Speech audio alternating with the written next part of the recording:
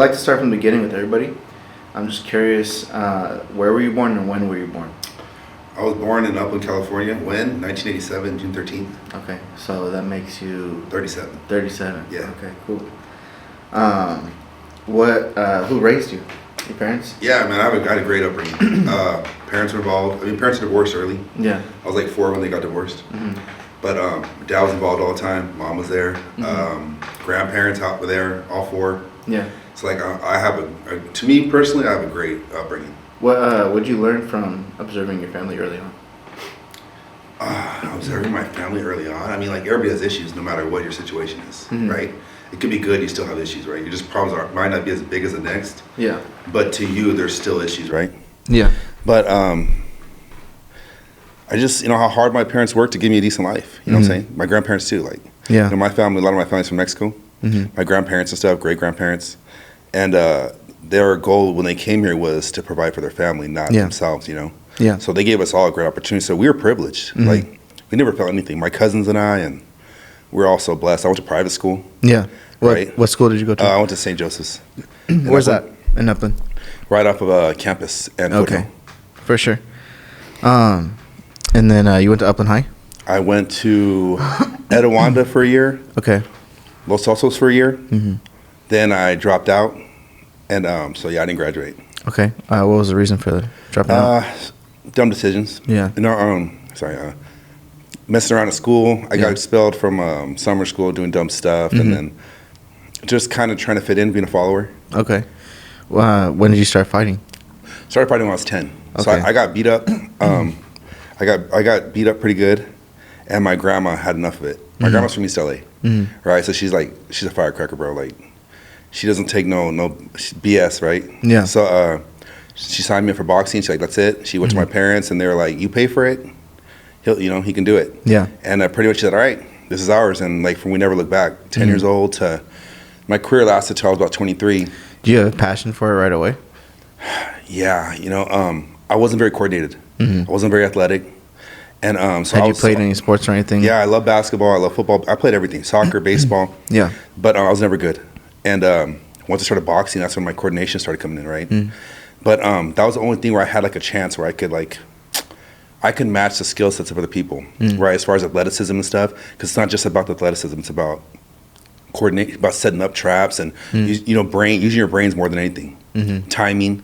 So like even now, as old as I am, I still have a chance with these young guys because I can set traps, right? Like where I can really make them think and reach, and then I can I'm not such a disadvantage, right, with athleticism. But so once I started boxing, everything's kind of just went from there, and we never looked back. You see parallels with boxing and life? Oh, every day. Yeah. Boxing is my first language, right? Like, people always say, like, you have to, like, when you speak Spanish to English, right, usually you translate everything in Spanish first, then you go to English, right, or vice versa, right? With me, every day in life is by boxing. So, like, every situation I see is, like, now that I'm older especially, is like space, take your time, see what's available, don't rush, because you don't want to get hit with something big. So like kind of like feel your everything around first, and then you make your decision, you know what I'm saying? So that's why I think I'm so busy right now, and why I've been so popular these last years, is because how I do make the connection between life and boxing. Interesting. Okay, so you started at 10 years old. Where did it go from there? Well, I boxed for a good, I was so blessed. I had a bunch of great trainers. I started with Larry Ramirez, he was an Olympic coach. He was out of Fontana Boxing. I boxed with him until I was about 13. Were you competing? I started competing at 12. Okay. And so I competed with him for about a year. Then when I was about 13, 14, I got invited up to Big Bear. There was a gym up there. I don't even know who this guy is, but Emmanuel Stewart, he was a Hall of Fame coach. Okay. He had a little U-Haul garage that he would have his fighters go train at or something for Kronk, right? Well, there was a man there named Bob Davis, and he ran it. And so he picked me up. I boxed with him for about a few years, and then he passed away unexpectedly. And then from there, I got picked up for a team up in Salinas. Okay. Max Garcia, Don Hamilton. The Garcias took me in, and I was with them, and I turned pro with them and stuff like that. Okay. What was that like? Did you have a vision for doing that, like making it a career? Or? I mean, most kids do, right? Anything you do, you're young. You're like, man, I want to be a champion. Oscar De La Hoya was my favorite. I wanted to be Oscar. Like everything he did, I did. Like he had the floral shirts, I wore the floral shirts. You know, like khaki pants, I wore the khaki pants. Right? Ray-Ban sunglasses, I had that comb back hair. Yeah. You know, so like you see Oscar winning and doing what he does and being Mexican American, right? And then kind of light skin. Yeah. It was dope, right? So like I wanted to be him. So yeah, of course, like to be a champion. Of course, none of that happened. You know, my career was cut short, all off of my own bad choices, right? Okay. But just yeah, definitely, you want to make a career of it. I mean, when you're like I said, you're a kid, you see everything that could be. I'm not aware of your career. I apologize. I probably should have done more research. There was no career, bro. So trust me, you're all right. But were you winning a lot? I mean, as a pro, I went. My career was super short, 5-1-1. Okay. Right. I was a prospect. I had a couple people interested in me. Like I was, just put it this way, I had everything put out for me to succeed. Yeah. And I just chose to go the opposite direction. Can you talk a little bit about how that happened? Definitely. Like all of us, right? We're so focused on the negatives versus the positives. We don't realize how good we have things. Yeah. How blessed we are. For sure. Because we're too busy counting what we don't have. Yeah. Right. I was in the greatest situation ever. Like I got to I had a small run with the Garcia boxing up in Salinas. I was 3-0 with them, and from there we had a breakup. It wasn't a great break. It was a bad breakup. Long story short, I went to India with Joel Diaz, Hall of Fame coach. The guy's got like 50 world champions now. Amazing, crazy. Yeah, he's coached Bivol when he beat Canelo. Okay, right. And so, but the whole time I was there, I'm too busy thinking about what I didn't have. Right. So I was. Which was what? I got let go by that team. Right. Right. So I'm counting what I'm not getting, the attention I'm not getting. Just putting negative energy into when I could see what was so good. Right. Right. I could have thrived, but I didn't, and I ended up losing. Right. And even then, like I was still in a great position to come back. Promoters were still offering me fights. I was getting calls. I had a show scheduled for Golden Boy, but I would like pull out, and then I would make an excuse, or I'd want to blame other people. It was just self-destruction at the highest level. Yeah. Which is what you see most people do, right? And I'm real big on preaching that to my guys now is we're like, this is what separates winners and losers, right? Guys that can face, right, mess ups or whatever, failure, and push through it to find success. And there's other guys that they fail once, and they just break. And you see it so often in boxing. But really, it's just consistency. You got to keep pushing. You're gonna fail so many times, dude. But we have this idea, like in life too, right? Like you already set a goal, and then you have to be there. Dude, it takes time, and you're gonna keep falling. You got to just keep pushing, and you'll eventually get there if you're consistent, right? And like in any job, you're always gonna get a promotion or move up if you're consistent in that job. Yeah. But I didn't stick around long enough. I found every excuse not to do it, and yeah. So I mean, really, like I said, I really had no career. What'd you do after that? I tried to survive, bro. 23 was my last fight. I had a kid, and I kind of just got a job. Yeah. I went to Superior. Yeah. Trying to just figure stuff out, right? And it wasn't easy. I had like a good 4-year period where I was kind of just lost, like crazy lost. Like from 23 to 27. Really 26 actually, but 26, I made a decision. I was like, I want to start training people because I thought my career was over, which I had so much time still. But 26, I made a decision. I'm going to open up my own gym. Okay. And I pushed it. And I thought because, I had a little popularity. Like I'd had a good little following in my boxing career. So I thought that was going to carry over when I opened my gym. And I remember when I first opened the gym, it was again another failure. Like nobody was showing up. Yeah. I put a ring in there. I spent all this money. I was like, okay, hell yeah, this is it. Where was that gym at? The same. You've been there. Same location. Yeah, same place. Right. I haven't moved. I've been there 10 years now. Okay. So this is 10 years ago. Yeah. And I remember having everything in there and thinking like, once I open the door, everybody's just gonna run in, dude. I'm gonna kill it. Yeah. Dude, nobody. I remember sitting there like, oh my god, what am I doing wrong? What's up? And it's the same thing. Like you're gonna not get what you want early, but I just kept pushing every day, showing up, consistency, and from there I started taking off. How long did that take? Shit, like 5 years. Yeah. It was a struggle. Definitely. The first 5 years. Dude, every month I was like calling my dad like, I think this is it, Dad. Next month, I'm going to give one more month. And then that month would go, I'm like, I was going to close up, Yeah. Because I wasn't making no money. I was averaging like maybe like $200-300 a month. Yeah. Right? I was panicking. Yeah. And then I had a lot of stuff I put into, of course, expenses. I'm sure you know how it goes. But yeah, every month was like a struggle. Like, Yeah. do I close it up? Do I get a regular job? Whatever, you know. And I convinced myself to do another month. And I remember my first year when I hit like 18,000 in the year. I was happy. I was like, "Well, I'm there. I'm getting there." And that's nothing. You know what I'm saying? It's crazy. Yeah. So that was kind of like where I started hitting like a little rhythm. But you saw a vision. I saw the vision, but really I didn't know. I was just like kind of like still feeling in the dark. Like just keep pushing. I wasn't gonna. My biggest thing was not copying out like I did in boxing. What was your business model? Just like clients and gym? Well, I'm be real. I'm crazy ignorant when it came to that. Yeah. Like boxing was my whole life. I had all my eggs in one basket. Yeah. So if boxing wasn't gonna work, I really had nothing. I didn't graduate high school. Bro, when I was 23 or 22, whatever, when my boxing career was coming to an end, I didn't know how to fill out a check. I didn't know how to fill out a application. Like I was really at a crazy negative. I didn't know what to do. So like, really, I didn't know what to expect in business.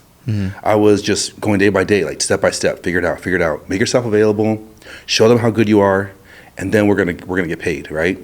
And that's still my motto now. Availability is huge. Hard work, right? Yeah. Consistency, right? And then once you establish value, blast. And it's really that it's fallen into that. Like if I were to give anybody advice, that's what it's actually for phrase I'd give them, right? And I lived by it. It took me a little bit longer because I was so ignorant when it came to that, right? I didn't know how to run a business. I was just bullshitting my way through stuff. And how were you charging people? Like, dude, it's funny. My grandma just sent me a text of my old rates. Yeah. I was doing $65 a month. I was open like 8 hours a day, right? And then I was charging $30 a session. Well, now I charge $180 a month, right? I'm open 3 hours a day, and I charge $100 a session for privates. And my privates, I'm doing like 8 privates a day now. What did you start at it again for private sessions? $30. Well, really, I started with $5. Crazy. So when I first opened, like the first month, because I was so scared. I wanted people to get in. You had to, and I didn't want people to think I was ripping them off. So, you know, like I said, I didn't really have any idea where to go from. Yeah. But once I started getting a rhythm and really be able to show people what I could do and what I knew, because I bring something different to the IE. The IE is like a bubble, right? It's great. Like people are great hard workers, but it's a bubble. They don't really know what goes on outside. Like, you know, from LA to IE, it's a whole different lifestyle. And I was blessed to be like outside of that bubble with boxing, and I learned so much. Yeah. So I was bringing that all back to the IE. So when I first came, what I was teaching, nobody liked. They're like, dude, why are you getting out? Stay in there. Because I teach to get in and out, right? Everything spacing, see what's available, then make your decision. Space again, make a decision again, like slow paced, right? Chess, right? Let them react and then kind of go off of that. But most people just want to see people banging it out, right? But like, nobody can survive like that, taking punishment their whole lives, right, or career. So that's what I brought to it. But once people started seeing what I was offering, I was establishing my value, then I could start raising my rates. But it took a while. It took me like 5 years to really understand how to do that, 5 to 6 years. Were you already confident in your ability to teach strategy? Yeah, I was. Because you had to have some type of confidence for something. See, I was always that kid in the background. So like I was around a lot of greats, bro. Like I just posted a bunch of stuff on Instagram today of like the people I was around when I was a kid. I was like 17 in the pictures I put up. And like, dude, I was so blessed to be trained with Tim Bradley. He was like a 3-time world champion. Shane Mosley, right? I was in his camps since I was like 13 to like 20. I mean, you're talking some top dogs. I was so blessed. I was always just like soaking stuff in, right? Yeah. And even though I didn't work for my career, because my career was cut short, but I think my knowledge and my failure in my career really helped me as a coach to like teach these kids like, bro, this is what I did. It didn't work, man. Take another route, right? Yeah. You got to take things seriously, right? And then I kind of like meshed everything together that I've been taught. So like really 4 different styles. Did you know that you would be a good coach? Like, no, I didn't want to coach. I'm be real, like it's not my favorite thing to do now. Yeah. I want to be in there. I wanted to be the star, you know what I'm saying? Yeah. Like I want to be one fighting. Like, was starting the gym a way for you to get back to that? Was that what you're thinking? So this is another thing where I learned to level up. When I first opened the gym, I was really angry. My career was horrible. It ended badly. Yeah. A lot of my teachings were based off anger. And like, I'm going to show these coaches how it's done. Yeah. Or I'm going to prove to them this, and this, right? Yeah, keep going. And once I got past that and realized like, it's not for them, it's for me. Like, you know, like it's you versus you. You stop trying to worry about what everybody else is doing. Focus on what you're doing. I started teaching more with like happiness. It's weird. It's kind of hard to explain. But I was giving off the negative energy. And that's where I think I wasn't getting many people early. I I think, nothing worse than coming in with someone and they're like angry. Like, how are you going to want to be around someone like that? Yeah. Like, dude, I'm trying to pay you and you're pissed off all the time, right? Like, once I got past that and I was happy, I'm telling you, I couldn't stop people from coming in. What was it that got you past that? Okay, so I have a guy, his name's Edmar, and he's an artist. So he paints, right? He does stuff like you got in here, right? The one that you have in your space, he painted that, or? Yes. Yeah. And he was gonna post something up for me. Right? And I wanted to the shop because my place is called the shop, right? But I'm Eric Garcia, and he's like, no, let's do Eric Garcia boxing. I was like, fool, like I had never accomplished anything in my career. I was kind of embarrassed in my career the way it ended. Right. And so I'd kind of hide out. Like, I wouldn't go to boxing events and stuff like that. I was kind of like, I just want to do training and go home, Yeah. And I lacked a lot of confidence from my failures in my career. Yeah. Because everybody saw it. I mean, it was like just everybody watched me kind of like just downfall, right? But anyway, I was like, no, man, like I haven't done shit in my career. Like I really don't think I should. He's like, Eric, you've been teaching this now for 5 years. Like this is you. You created this. Put Eric Garcia boxing, dude. I'm telling you. I was like, fuck, all right. And then when he put it up, I was like, damn, he's right. Like it is me. And I had like a weird kind of like I say like an epiphany, right, kind of thing where it's like, damn it, this is mine.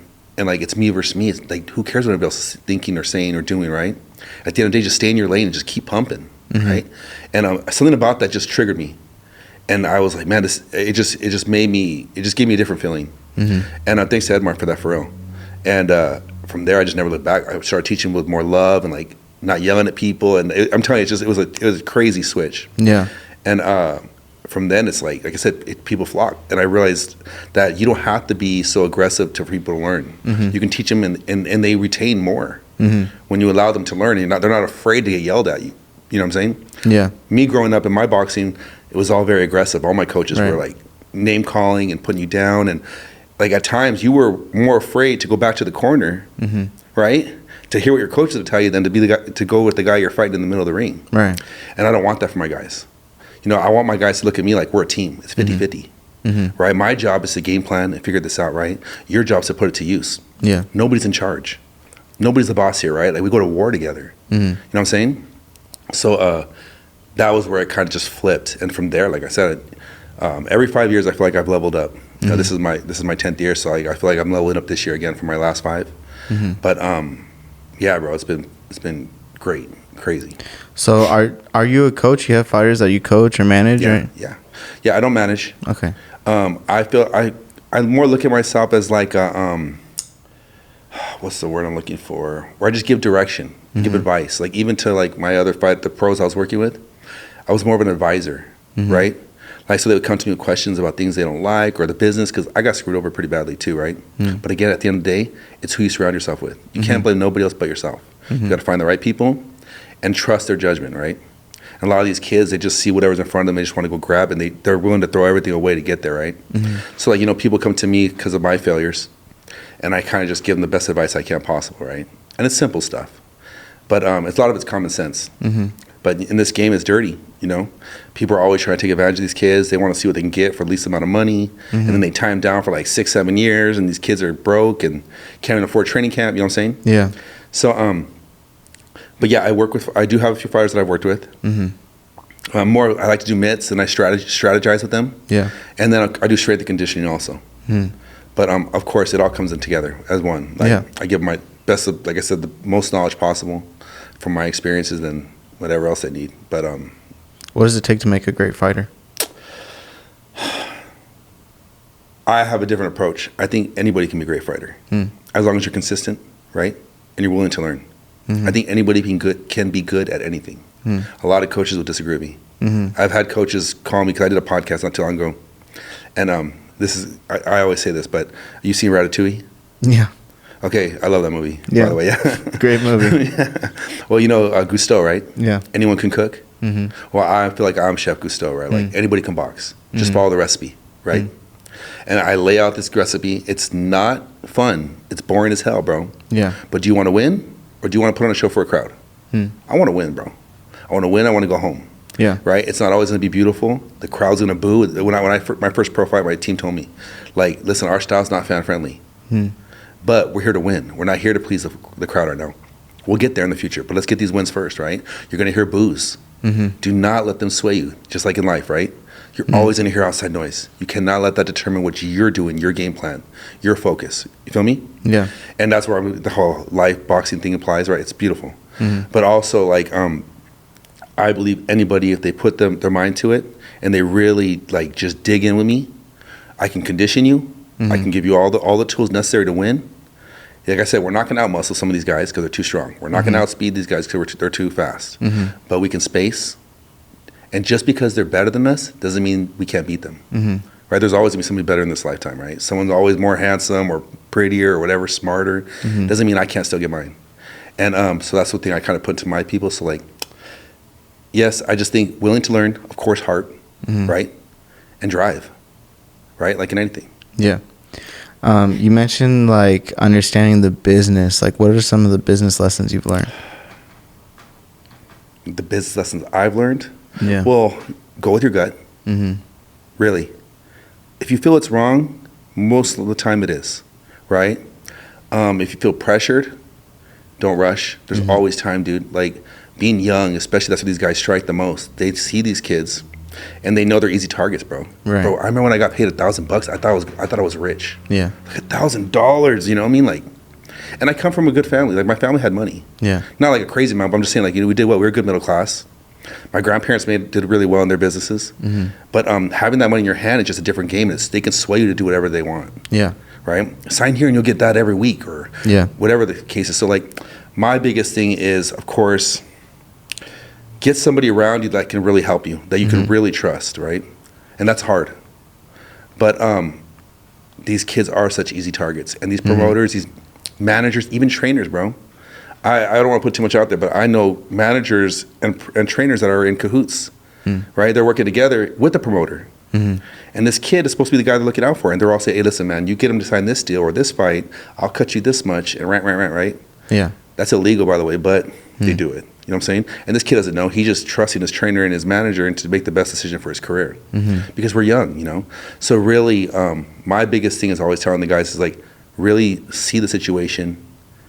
Ask questions, too. You know what I mean? It's there. You feel it. What's a good question? What are good questions for them to ask? What should I be getting paid? Right? Can I get more?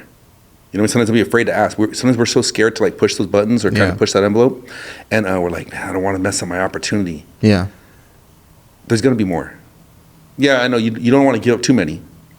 But, like, if the fight's not there and you feel, like, I rushed into my loss. I have one loss. And I remember I broke my hand. I came back. I'm going to go on a tangent. I'll be back right here. But I rushed into this fight because I didn't have any management. I had a bad break with my team. And they switched my opponent the last minute, like 3 days before the fight, right? The guy was 0-1. So they said, like, oh, you should knock this guy out, which I should have. But he was a southpaw, which is a left-hander. Just kind of everything that could have went wrong, right? It was just so rushed. My coach was trained Tim Bradley at the time, and Tim Bradley was a great world champion. He went to Canada for the whole 2 weeks before the fight. So I had no coach. I was training on my own. It was just, like, messy. New team. And I had every feeling in the book, like, don't do it, right? Just push the fight back. But I was so afraid of hurting the promoter because they were promising to sign me.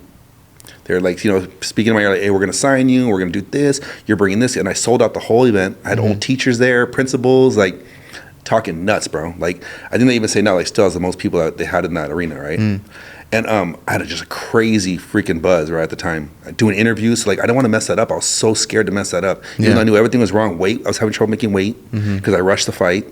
So, like I'm saying, everything that could have gone wrong went wrong, right? Up to that lead up. And I could have easily just moved it to another day, right? But I didn't. I forced it and I lost. And everything kind of went to shit after that in my career. And I just feel like don't force, right? Because you force things, you break them, right? And in this game, it's not a door handle or whatever, right? It's your face or your brain or your career. Yeah. You kind of get where I'm coming from? Absolutely. So you can't really make mistakes. It's unforgiving, the sport at times, right? Yeah. There's always a way to come back. You can. You know, you lose, you can still survive. And I didn't see that. I thought my world was over. I was already looking for another job. I was freaking out, right? Yeah. But that's what you think. When you're young, you think everything's the end of the world. When it isn't. There's so much more time still. And that applies to, like, the decisions before that you make too, right? So if I would have had some better people around me, some more experienced people around me at the time, that fight would never happen for sure. But you think having a good team is important? Oh, hell yeah. Hell yeah. And that's why I've been so popular with all the fighters, right?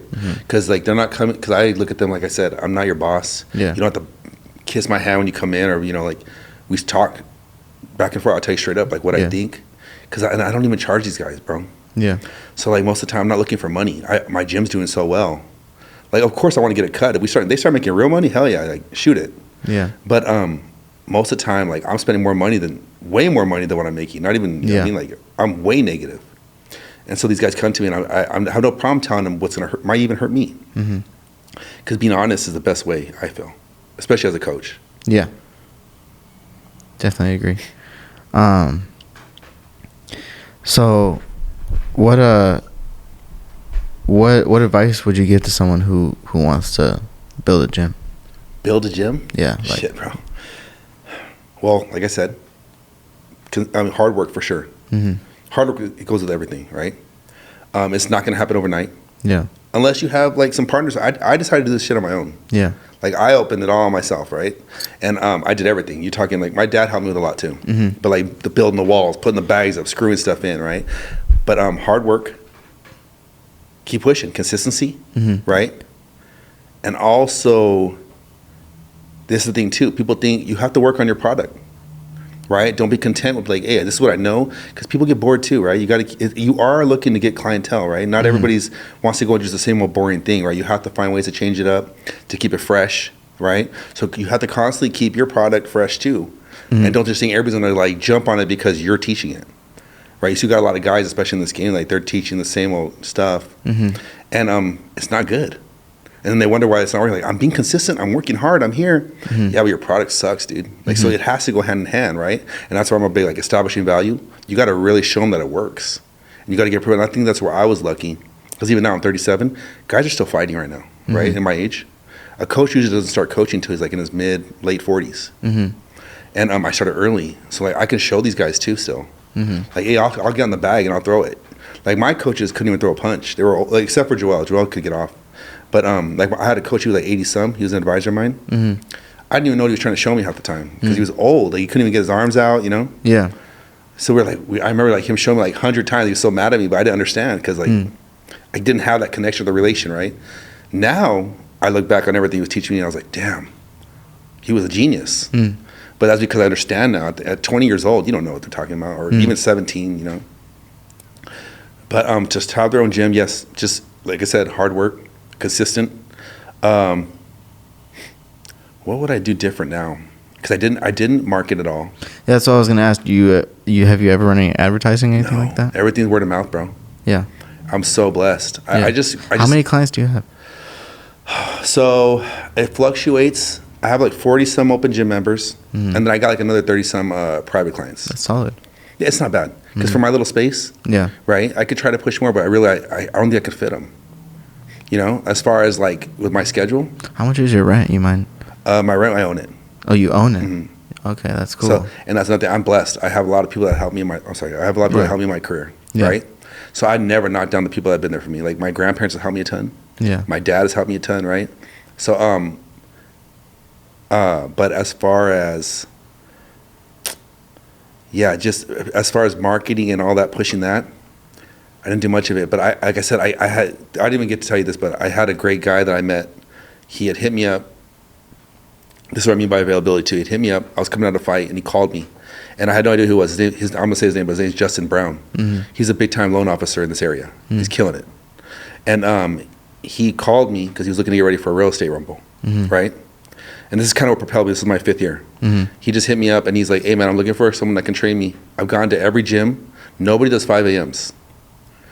You're pretty much the last gym I hit up. Like, would you be willing to do 5 a.m.? I was like, hell yeah, let's do it. He's like, what, really? He's like shocked, you know? I was like, yeah. He's like, oh, hell yeah, let's do it. So boom, that was like my way in. And I didn't know who he was at the time because he's so humble, cool ass dude, right? And once I started training him, all of a sudden I started getting hit up by all realtors and loan officers. And like, I just never looked back. So really, that was like a turning point when your business started doing better, point, right? Like, I'm so blessed with Justin. That was my 5th year in. Okay. So that's when I really started kicking off and really like, it's me versus me. Just get in your lane and keep pushing. Stop looking at everybody else's lane. Like you're driving looking like this, you're going to crash, right? Who cares who passes you? Just keep pushing. You're going to get there. You're going to get to your destination.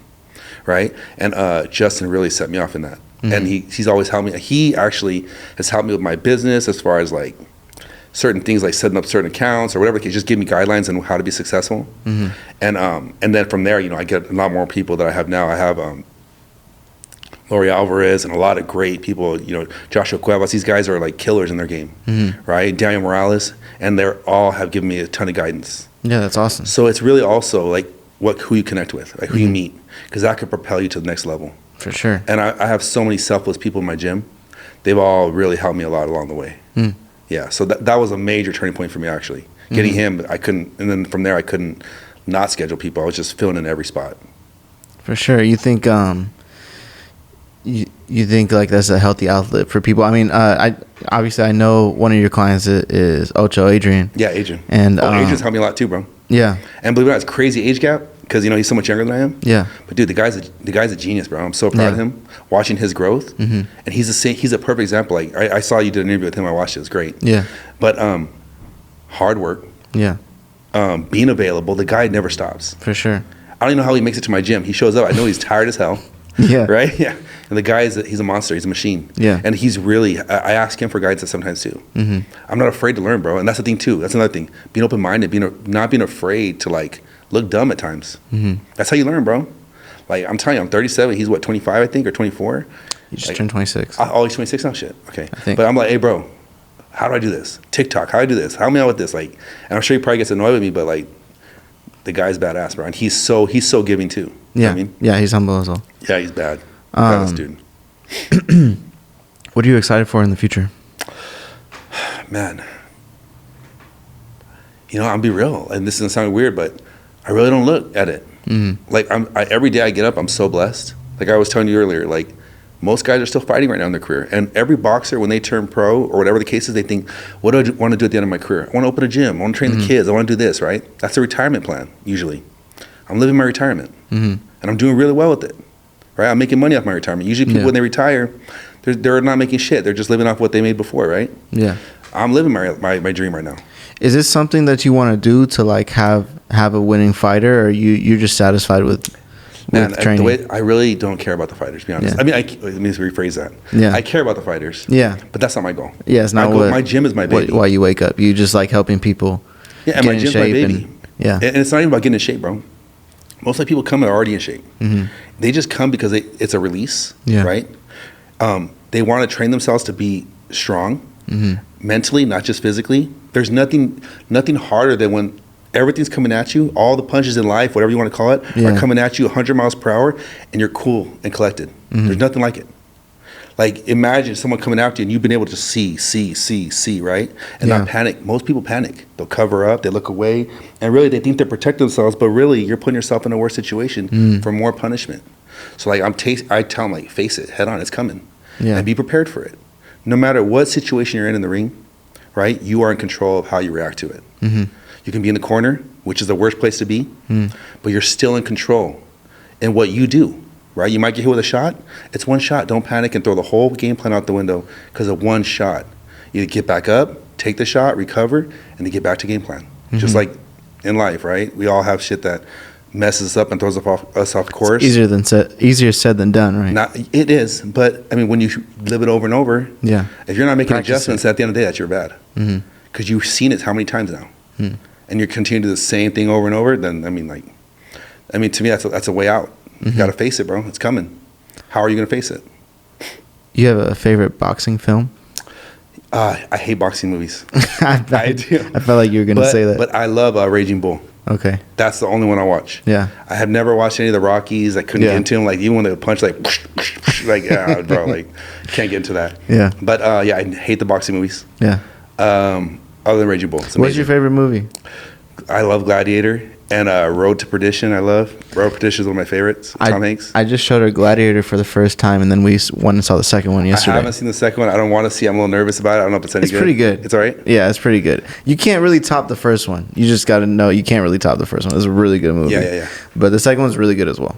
Okay. I'll have to check it out. I was kind of nervous about it. Because I seen it on Amazon. I was like, should I buy it? Should I wait? But we saw it in the theater yesterday. Yeah, well, I have my sons. Yeah. So like, you go see kid movies. I went to go see Sonic. Yeah. And then we saw Mufasa. How old are your kids? Well, My oldest Blake is 13, and Ryan's 10. Okay. But they're all out. What's the most important thing you want to teach or instill in your kids? To walk alone. It's okay. That was my biggest fear growing up. I was so afraid to be alone at times, right? I feel like I always need someone there to help me, and you're just setting yourself up for disappointment at times with that, right? Because a lot of people are going to let you down if you really are waiting on them to be there and to scoop you up. Yeah. I'm blessed. I have a great family, but I'm not going to say betrayed, because I saw what was there, you know, and you just sometimes you refuse to see it. But when you're able to walk alone, you don't rely on nobody else but yourself, right? Yeah. And if the extra help comes, then it's a blessing, bro. Beautiful. But if you didn't come, I could have done it on my own, right? Yeah. And I don't want my sons being burned in the ways I've been burned, right? Because it can happen to anybody. You don't think it can happen to you, right? Like, oh man, I remember being some family members like, we'll be here forever, right? And you're going to be shocked because it don't work out that way ever. You know what I'm saying? And so to walk alone. And that's my biggest fear in my life, because I do want to fight every battle for them. Yeah. You know what I'm saying? And as a father, I know there's going to be a day where I'm not here. Yeah. And my fear is, are they going to be able to handle it when I'm not here, right? So I do try to push that, not like being like, you know, crazy on them and stuff, but just teach them lessons like, you know, like, son, this is what's going to happen, dude. That was a blessing in disguise. Yeah, that your friend was mean to you, whatever the case is, right? But he did you a favor. You see what he is now. Yeah. Don't go back to that, because if you repeat that, that's only your fault now, right? So, being strong, still being giving, though. That's one of my biggest things, too. I love to give, dude. Yeah. And so, you know, I don't want them being selfish. That's a big thing I teach, too. Like, have a good heart. You know, I show them, like, when people are like, you know, we get people that want to wash the windows of my shop and stuff, you know. They come through, bro, you know, I'll give you $15, come wash it, right? And I do it in front of my sons because I want them to see that. It's good to give. Don't be greedy or selfish, you know. But don't overdo it either, because people will take advantage. Did someone teach you that? My grandma was a big teacher on a lot of things. My grandma was pretty street smart, right? But I was so spoiled growing up. So like a lot of things she taught me, I didn't really catch. Yeah. She taught me to read people early. As far as like, you know, I feel like I'm a decent people reader. Like if I get a vibe, I already know, right? I'm always kind of trying to be aware as possible, right? Yeah. But I was crazy sheltered growing up. So like when I got kind of like hit, I was given mostly everything. I was taught to work for what I wanted, but I was taught, like, you work for it, you're going to get it, right? So when things started going south in my early 20s, it was really hard for me to understand. Yeah. Because I was so used to getting everything my way my entire life. Yeah. And that's, I think, where I crashed so hard in my 20s. The 20s were really difficult for me. For sure. But once I passed that, I realized, like, you're in control. The whole thing, like, punches are going to come, you can't succumb, right? Yeah. Because that pretty much, I mean, you give up at the end of the day, right? And you can't. Just keep watching. Once you see that opening, take it, right? And I feel like I've overcome a lot, bro. I've grown so much. I'm really proud of myself. And my gym's thriving. It's beautiful. Who would have thought in my little ass garage, I'd be killing the way I am. Yeah. I mean, I had so many people putting me down and stuff. And because I was just consistent, and I just, like I said, took one punch, but keep moving. And the sky's the limit, bro, for real. For sure. That's all the questions I got. You want to leave them with anything else? And thank you for coming through. No, man, I appreciate this. This is great. I wasn't sure how this was going to go. You know, I was like, hey, man, am I going to fit what he's looking for or whatever when you hit me up? But no, this is great. I love what you got here. This is sick. Appreciate it. Thank you so much. I just I look up to you as a business owner. I've been in your spot. It's super dope. I see that you're busy and ruthless, up every morning. Yeah. 4 a.m., bro. So and you have a family. You take care of your family. So those are all things that I have a lot of respect for, and I want to learn from someone like you. So thank you for your time. But I feel like you're doing it. I see what you're doing too, bro. You're hustling nonstop. Appreciate it. Yeah. Appreciate it, bro. I've always had a lot of work ethic. That's the main thing, bro. Yeah. A lot of people don't. Yeah. And people want to blame it like on the times, like, oh, kids nowadays don't have this. No, it's always been like that. Just some people do, some don't. That's true. Winners and losers, bro. Yeah. They're there for a reason. Yeah. But yeah, man, keep going, bro. Appreciate you. Thanks for coming through. Yeah, thank you. That's good. That's a wrap. Yeah, thank you, guys.